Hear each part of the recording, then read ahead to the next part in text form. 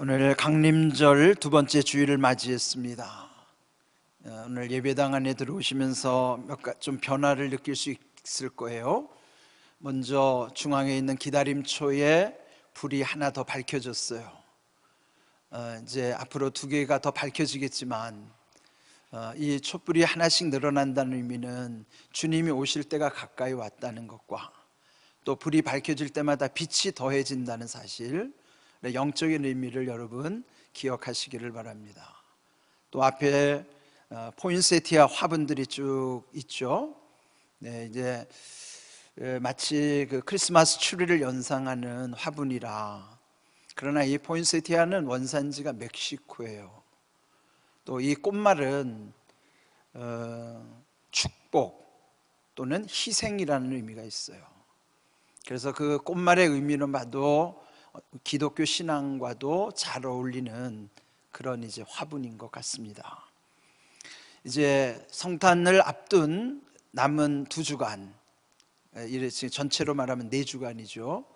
이 강림절 절기 동안에 서로 주님의 마음으로 축복하고 또 주님이 우리를 위해서 십자가에서 희생하신 그 큰 사랑을 우리 마음에 새기는 그런 귀한 절기로서 또 여러분 마음에 주님의 마음을 품는, 그리고 더 주님께 집중하는 삶이 되기를 먼저 주님의 이름으로 축복합니다. 아멘. 강림절은 지난주일 말씀드린 것처럼 기다림의 계절입니다. 여러분 성경을 보시면 이제 큰 성경을 크게 2개로 나누면 구약과 신약이죠. 이때 약이라고 하는 뜻은 약속이란 뜻입니다. 구약은 옛 언약, 신약은 새 언약, 그런 뜻이죠. 그 구약에 담겨져 있는 메시지는 죄로 인하여 죽을 수밖에 없는 우리들을 구원하시기 위해서 예수님이 오실 것이다. 즉 오실 예수님에 대한 예언의 말씀이에요.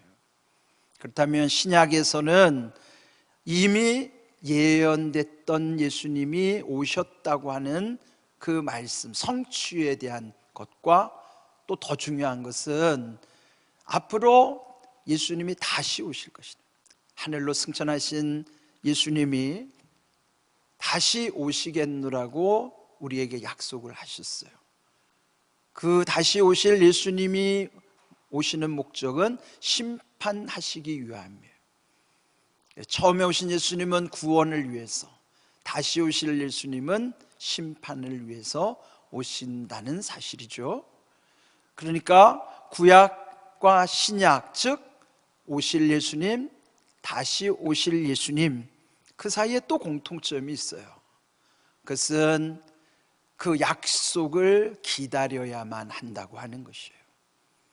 옛 성도들도 기다렸었고 지금 시대를 살아가는 우리도 또 다시 오실 예수님을 기다려야만 하는 것이죠.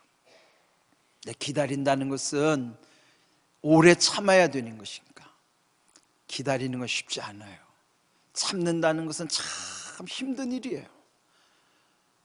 예수님이 2000년이 지난 지금까지도 오시지 않는 것에 대해서 우리들은 어떻게 이 주님의 말씀을 받아야만 할 것인가? 여러분, 어떤 것에 대해서 풀리지 않을 때 의문을 갖게 되죠. 의문이라고 하는 것은 좀 더 자세히 알고 싶어서 갖는 마음일 수 있어요. 그런데 그것이 조금 빗나가게 되면 의문을 넘어 의심이 들게 되는 거예요. 의심이 생기면 우리 믿음이 흔들리는 거예요. 그러다가 믿음을 잃어버리죠. 의문은 좋을 수도 있지만 의심은 좋을 수가 없어요. 우리가 항상 뭔가를 좀 더 확고히 알기 위해서 의문을 가질 필요는 있지만 그것이 잘못되거나 지나쳐서 의심으로 흘러가면 우리는 하나님과 멀어질 수밖에 없는 것이죠. 지난 2000년의 세월 속에도 의문을 가진 사람도 있고 그래서 더 그 믿음이 견고해진 이들도 있지만은 의문을 품었다가 의심 가운데 믿음을 잃어버린 이들도 적지가 않아요. 그래서 그간에 우리가 같이 살폈던 그 여러 서신들 가운데, 바울의 서신이든지 오늘 이 베드로의 서신이든지 한결같이 강조하는 것은 다시 오실 예수님에 대한 우리의 믿음이 확고해야 된다는 것을 강조하고 있는 것입니다.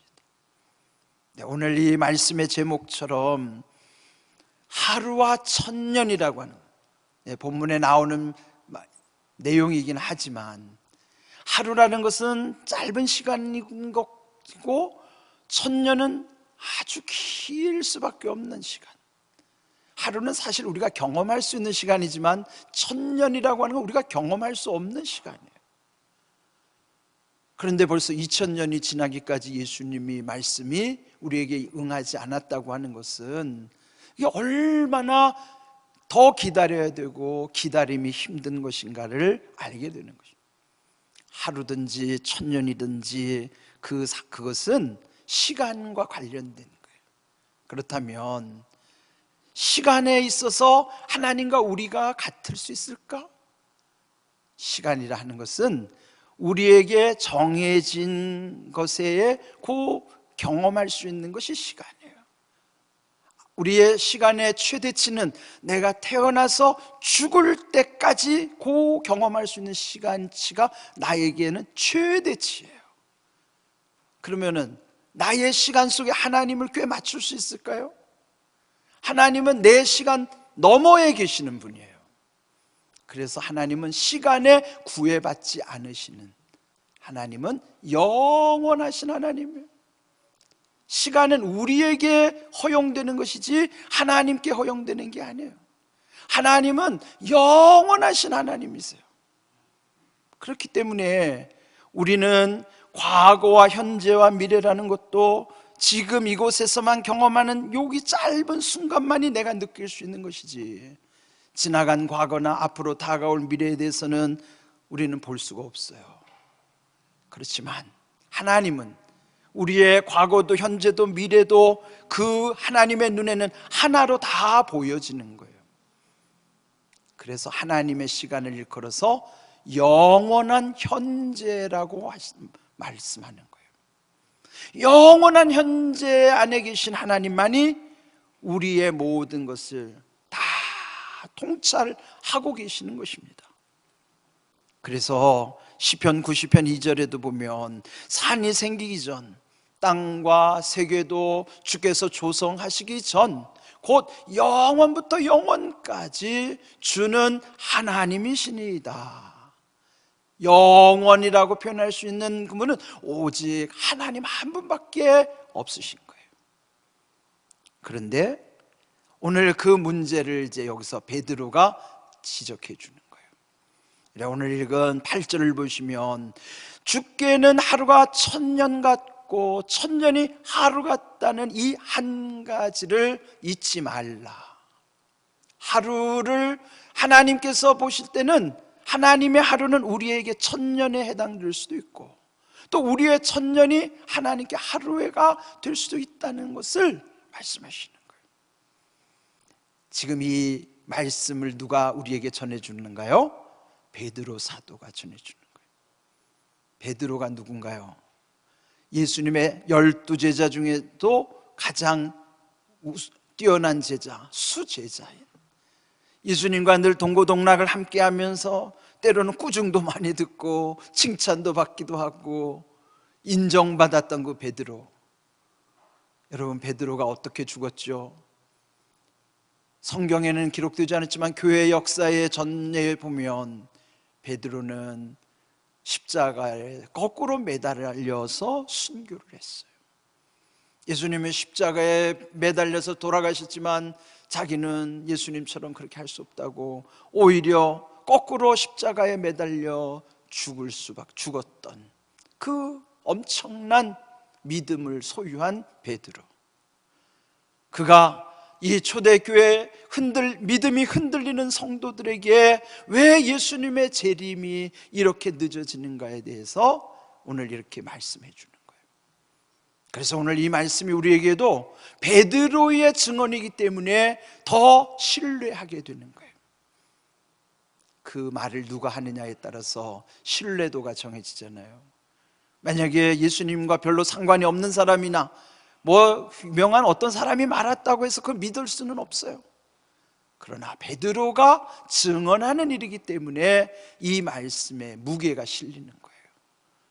그럴 때 여기에 하루를 천년같이 여기신다고 하는 사실을 우리 다시 기억을 해야 되는 것입니다. 주보에 보면 거기에 거의 1000년을 가까이 살았던 무드셀라에 대해서도 제가 적어놨는데요, 하루가 1000년 같고 1000년이 하루 같은 하나님의 시간 개념 속에서 보면 무드셀라가 969살을 살았어도 하나님의 해석 방법으로 하루일 수도 있다는 거예요. 근데 그보다 더 중요한 의미가 있어요. 무드셀라라고 하는 그의 출생의 배경이 우리에게 전해주는 굉장히 중요한 의미가 있어요. 무드셀라 아버지가 누구죠? 에녹입니다. 창세기 5장 21절에 보면 에녹은 그렇게 길지 않게 표현됐는데요, 에녹은 65세에 아들을 낳았는데 이름을 무드셀라라 지었고, 또 300년을 더 하나님과 동행하다가 그의 나이 365세에 하나님께서 죽음을 보지 아니하고도 그를 데려가셨다, 그렇게 표현되어 있어요. 365세를 살았는데 거기 구분하는 게 있어요. 300년을 동행한 것과 그 이전에 65년을 살았던 걸 왜 굳이 구분하셨을까? 그 분기점이 무드셀라가 태어나는 해예요. 그리고 무드셀라라는 이름을 뭐라고, 그 뜻이 뭐냐? 그가 죽으면 심판이 온다, 그런 뜻이에요. 무드셀라가 죽으면 심판이 온다라는 뜻이, 그가 죽으면 심판이 온다라는 뜻의 이름이 무드셀라예요. 좀 특별하지 않아요? 여러분 아이를 낳을 때 그런 이름을 짓기가 쉽습니까? 그는 하나님의 메시지를 담은 거예요. 그가 65세 하나님을 만나서 300년 동안 동행했다는 거예요. 여러분의 인생도요, 우리는 100세 살기도 어려운 인생이지만 우리 인생에도 이와 같이 하나님과 동행하는 시점, 그 이전에 내 삶이 구분되어야 돼요. 그가 65세에 제대로 이제 하나님을 만난 다음에 그 아들의 이름을 무드셀라, 그가 죽으면 심판이 온다, 그거를 거의 1000년 가까이 세상 사람들에게 그 이름 속에 간증하는 거예요. 무드셀라, 이 사람 죽으면 하나님이 심판하신다, 심판의 메시지가 계속 들려지는 거예요. 그렇다면 우리 인생에도 예전에 내 마음대로 살았던 시대와 달리 하나님과 동행하면서부터 내 삶도, 내 자녀의 이름을 지어도 거기에 메시지를 담는 것처럼 우리가 의미 있는 인생을 산다는 건 하나님과 동행하면서부터 내 인생의 의미를 담게 되는 거예요. 막연히 오래 살기를 바라지 마시고 하나님과 동행하는 인생을 살아가시기 바랍니다. 하나님과 동행하면서 살아가는 인생은 살아있는 동안도 복이 있지만은 그 마지막 또 하나님이 그를 데려가시기까지 책임져 주시는 인생인 것입니다. 그 에녹이 그 아들 이름을 그렇게 지은 것처럼 969세가 되던 해 무드셀라는 세상을 떠납니다. 그때 노아의 나이가 600세, 노아의 홍수가 그때 일어나는 거예요.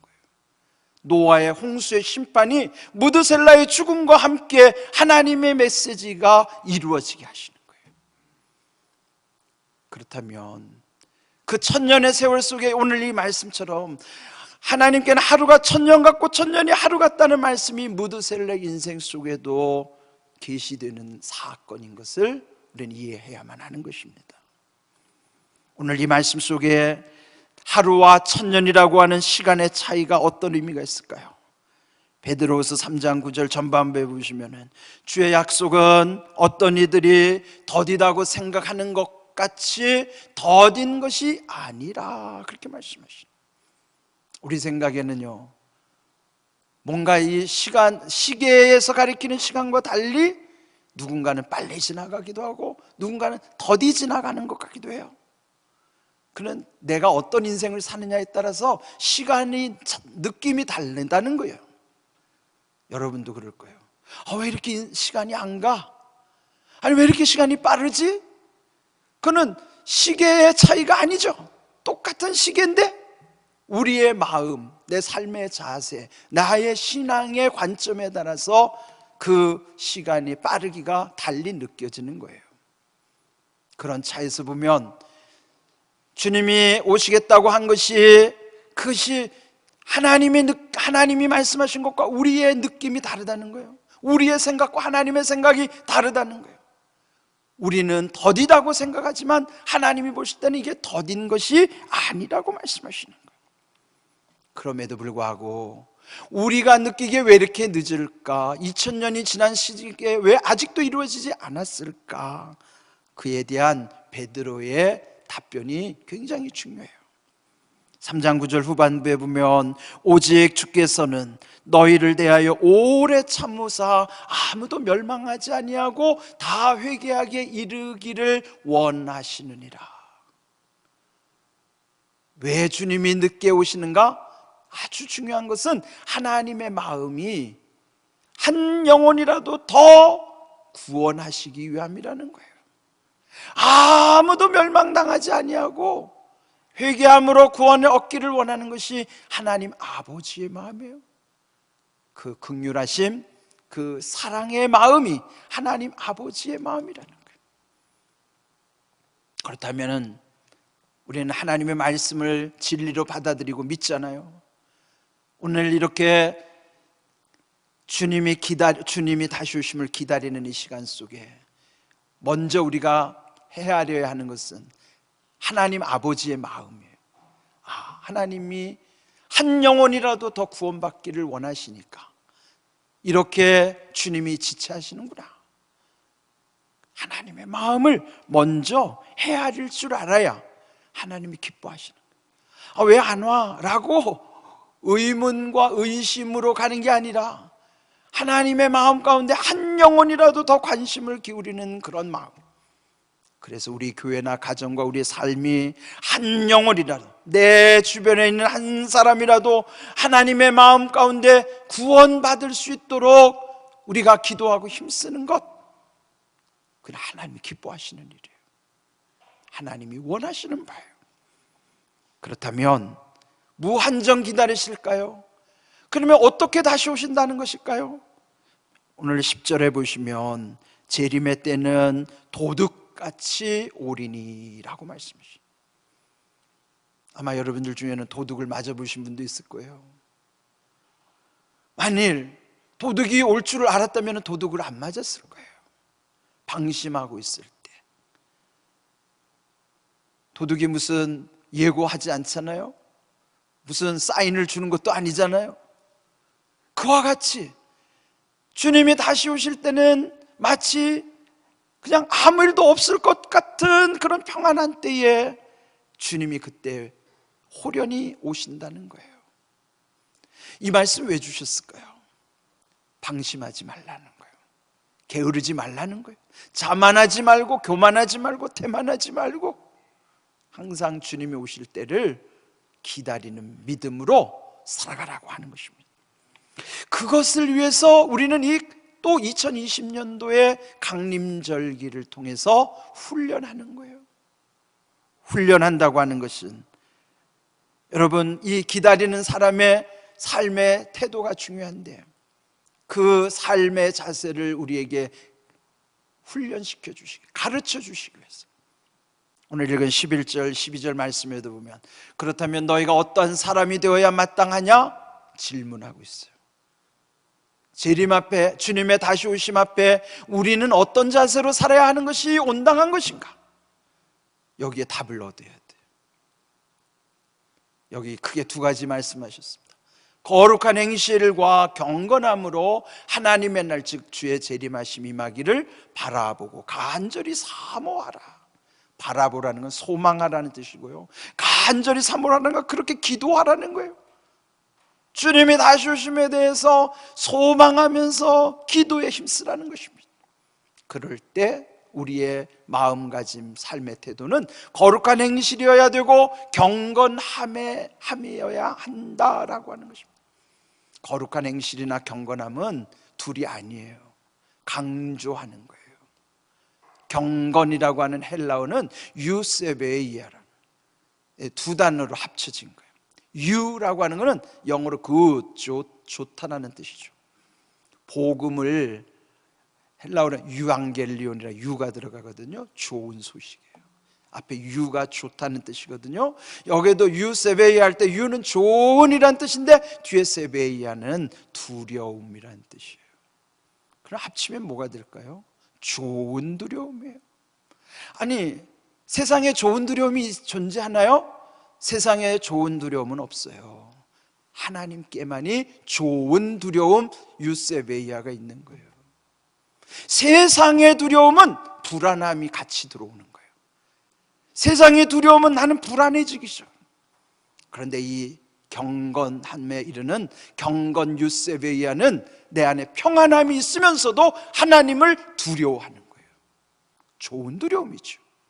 이 경건은 그냥 만들어지는 것이 아니라 바울 사도도 훈련하라고 하는 거예요. 왜 우리가 주일을 성수하는가요? 왜 주일에 나와서 예배드리는가요?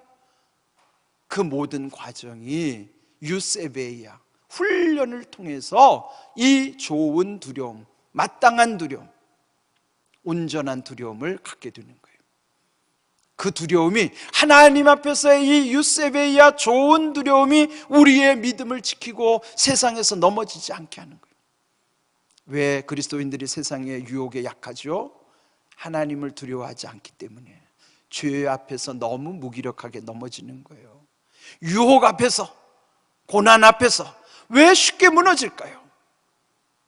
유세베이아, 하나님을 두려워하는 그 믿음을 놓치기 때문에.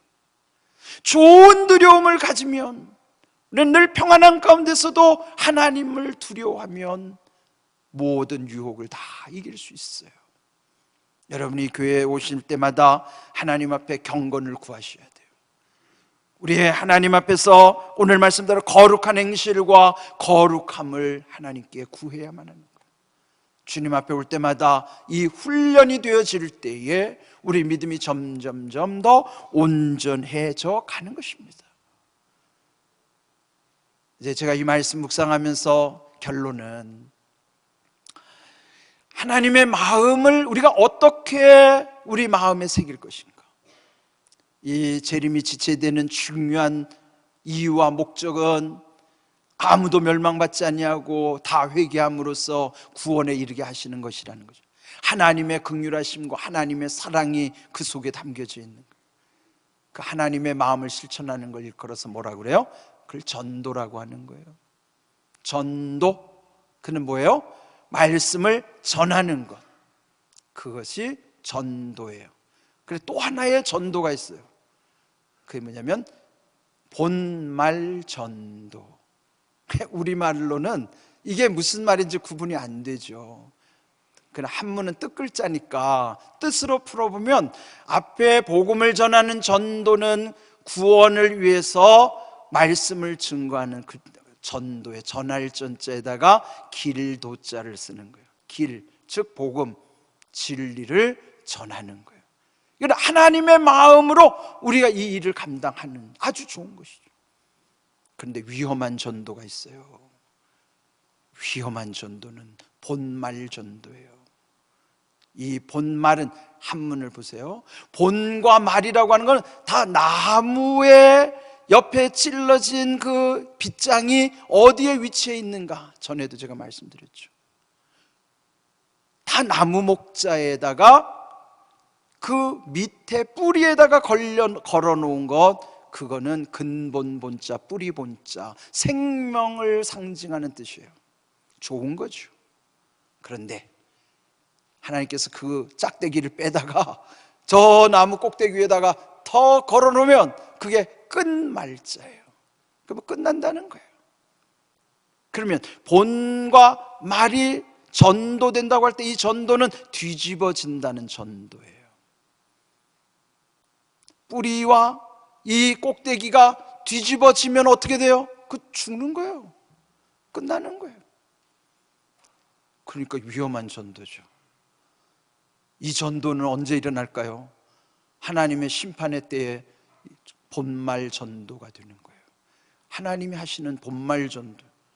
밑에 걸 빼다가 위에다가 더 걸어놓으면 그건 더 이상 어찌할 수가 없어요. 그건 심판의 때 이루어지는 거예요. 제가 이게 그냥 우리말로는 그냥 다 전도인 것 같은데 그 안에 뜻을 풀어보자면 지금 우리가 복음을 전하는 전도의 때는 정말 은혜의 때예요. 살리는 일이에요. 우리에게 상급이 있는 거예요. 그런데 이 때를 놓치고 나면 이제 다가올 심판의 때는 밑에하고 위에가 뒤집어지는 본말 전도의 때, 그것이 곧 심판이에요. 그때는 아무것도 할 수 없어요. 지금이 은혜의 때고요, 지금이 하나님이 우리에게 주신 기회예요. 그래서 우리 교회를 세우시고 여러분의 가정에 복을 주시고 우리를 부르시는 거예요. 그 일을 감당케 하시기 위한 것이죠. 여러분, 이 의미를 잘 기억하십시오. 우리 2020년도 강림절, 그런데 올해는 특별해요.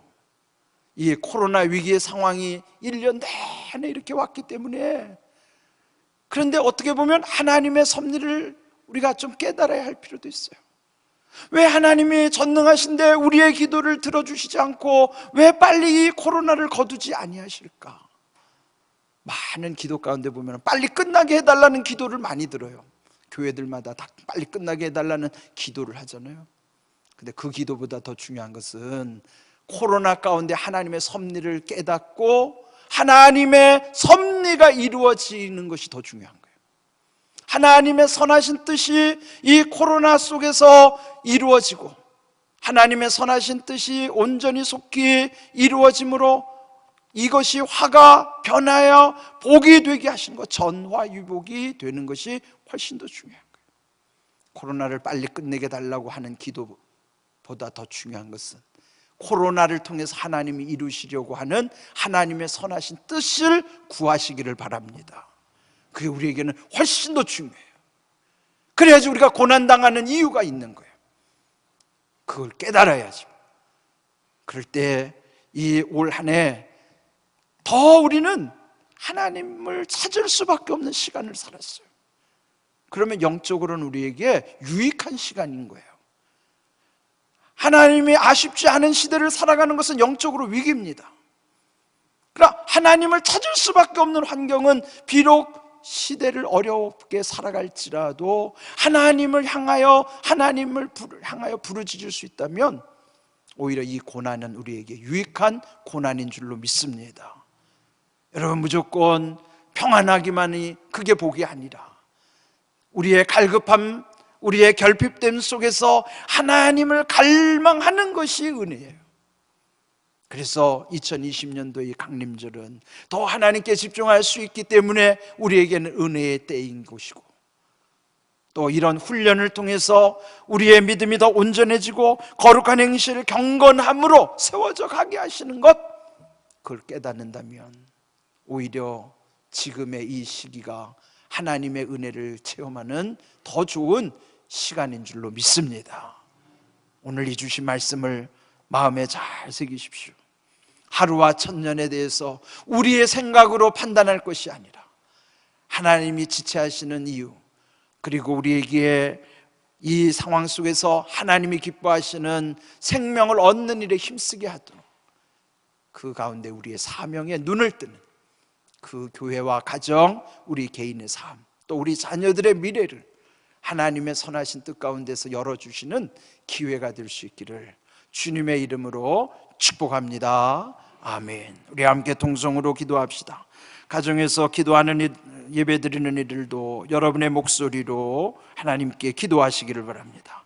오늘 귀한 말씀 가운데 우리를 사랑하심으로 한 생명이라도 더 구원받기를 원하시는 주님의 마음, 그래서 우리도 생명을 구하는 일에 힘쓸 수 있도록 더욱 우리 주님의 마음을 구하시기 바랍니다.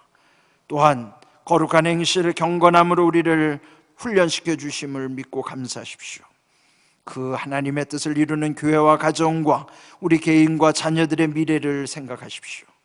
말씀대로 이루어지는 은혜와 능력 주심을 믿고 감사하면서 간절히 우리 함께 할렐루야로 기도하겠습니다.